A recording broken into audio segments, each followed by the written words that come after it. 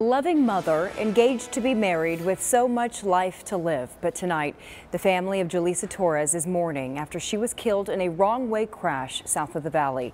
Tonight, troopers tell us they still don't know why a 70-year-old woman got onto State Route 347 Monday night going the wrong way before slamming right into Torres. All new tonight, ABC 15's Mike Pelton is hearing from her heartbroken family.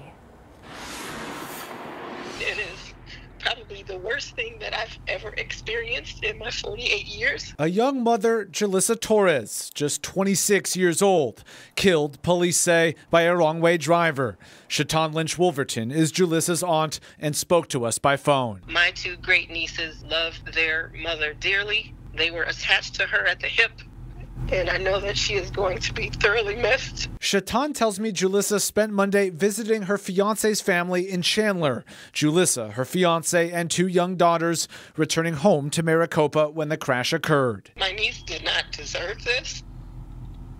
I don't care why. You know, I lost my niece. My sister lost her firstborn child. And our family is absolutely devastated behind this. Julissa died in the crash. Shatan tells me her fiancé is undergoing surgery at a Valley hospital. Julissa's two girls, injured but physically, will end up okay. And they don't understand that their mom was gone forever. Born and raised in Illinois, Julissa moved back to Arizona in 2017.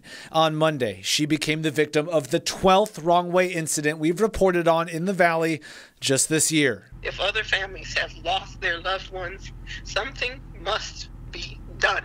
Shatan set up a GoFundMe page to help Julissa's fiancé and two daughters.